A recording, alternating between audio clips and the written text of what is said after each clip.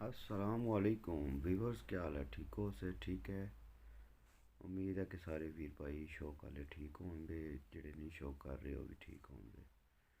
तो दोस्तों, वीडियो बड़ी इंटरेस्ट होने जा रही है कि अज बात करांगे कबूतरां दियां। मिसाल के तौर पर कबूतर का पर शैल हो जाता है, कबूतर दियां लत्तां च साह खत्म हो जाता है। इहदे ते साडी वीडियो है अज दी। तो इंशाअल्लाह कोशिश करने कि मैं तुहानू समझा सकां। तो कोई एड्डा बड्डा कम्म नहीं, कोई एड्डा बड्डा मेथड नहीं, बस ये है कि थोड़ी जी केयर करो और टाइम दे टाइम जिहड़ी चीज़ मैं तुहानू दस्सन लगा ये लाजमी जेह्ड़ा है यूज़ करो। और ये चीज़ बहुत बड़े उस्ताद यूज़ कर रहे हैं, तुसी भी यूज़ करो। इंशाअल्लाह तुहाडे वास्ते भी फ़ायदा होएगा, तुहाडे वास्ते भी बेहतरी होएगी।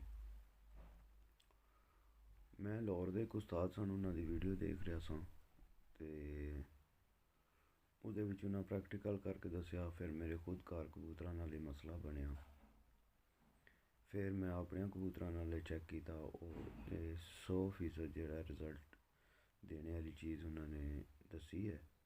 तो इंशाअल्लाह मैं तुहाडे नाल शेयर करना वो चीज़ जिहदे नाल सारे कबूतर परवर भाइयों का भला हो जाएगा।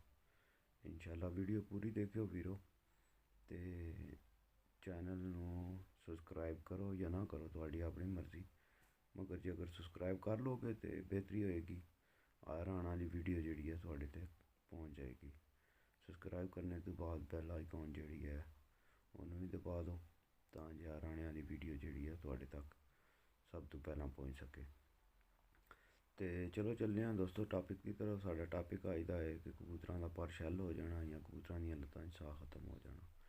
ये बेसिक जेह्ड़ा है कबूतरां नू पट्ठियां दी कमज़ोरी हो जाती है, जिस वजह तो यह मसला बन जाता है कबूतरां नू।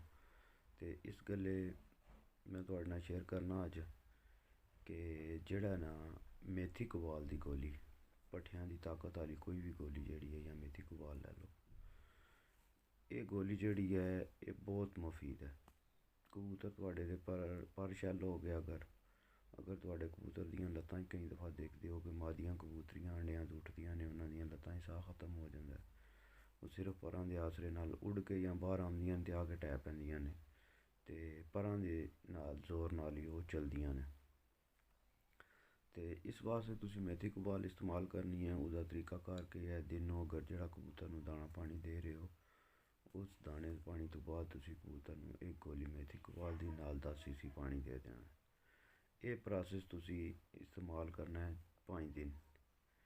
तीसरे दिन ही रिजल्ट अपना दे देगी, मगर तीसरे दिन तुसी जेह्ड़ा है तीसरे दिन तक कबूतर बेहतर हो जाएगा, काफ़ी हद तक ठीक हो जाएगा, तुसी महसूस करोगे।